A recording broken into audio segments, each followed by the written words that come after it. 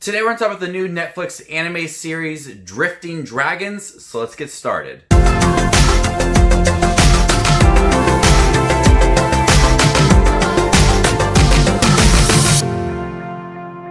Hey everybody, my name is Justin. I love to watch movies. If you guys love to watch movies too, you guys are in the right spot. Make sure to hit the subscribe button down below and click that bell notification for more up and coming videos.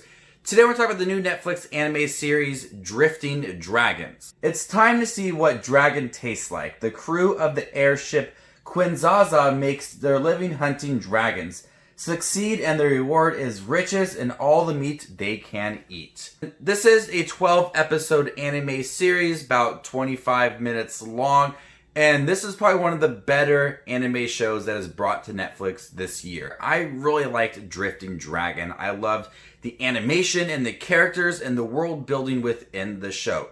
The first episode, we get a setup for the characters and their lives on Quinzaza, and how they are traveling through the air, hunting down dragons, and then going to different ports. And then we meet a newbie, Takeda. She is on Quinzaza. This is one of the last draking ships. Aboard this ship are many other hunters. One of them is Mika. He is very eccentric. He knows how to cut the meat very well. He is well known on the ship, so he kind of trains and teaches Takeda a little bit about hunting dragons and tasting meat as well. The first couple episodes do a really good job of building the characters, understanding them a little, that a lot of the people that buy the meat and live in these towns really don't appreciate these draking ships and them hunting dragons. And so they're not well liked, and we get that within the first few episodes, but they enjoy what they do and they feel like they have to protect people and hunt down these dragons, and they're really good at it as well. The great world building in the first couple episodes leaves you curious about the other dragons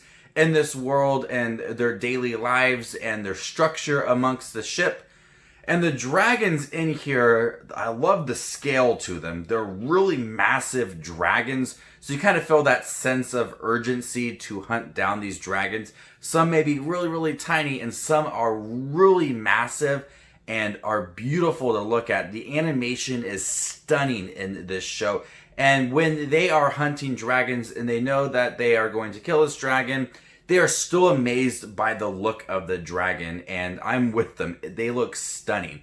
And there are a couple times where these dragons just move so smoothly through the sky, and they are amazed at it. And so they're hunting these dragons, and some of the dragons are really massive. And I love this scale from humans to dragons within the show. And watching them attack the dragons and try to hunt it down is a little bit interesting. The show easily could have been a repetitive series of each episode them hunting a new dragon and really adding nothing new to the story, but it definitely takes time away from hunting dragons, going to the ports, meeting new people, interacting with the town to kind of build on the narrative rather than just them hunting dragons every single episode, which would have been repetitive. So I like that it kind of eased up on the dragon hunting a little bit throughout the series and gave us other parts of the show as well, which built up these characters and gave them more characteristics. It's more than just them hunting dragons. It's their lives on the ship, what they miss about it, and how they appreciate one another. The characters on the ship are a bit weird, but it never becomes very zany or quirky as well. It's got a nice tone for it. It has humor within it, but always maintains its style, its animation, and its tone. It feels very grounded. It never feels like it's very odd, but there is some humor thrown throughout. It's also interesting to see the different recipes they can come up with when it comes to dragon meat and how some people are really into it and how they taste it differently.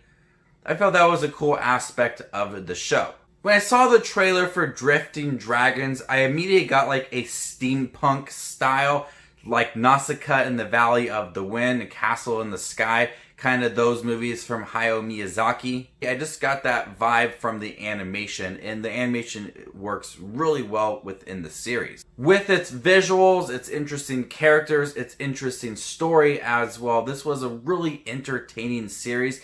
At times it's very thrilling and the score is great as well. It matches those thrilling sequences. And I love how it takes its time to kind of slow down, offer some great writing for them, while also maintaining those thrilling moments. The dragons have unique designs. Some of them are beautiful to look at. Some of them feel like your average kind of dragon look, but a lot of them stand out and offer some really breathtaking visuals.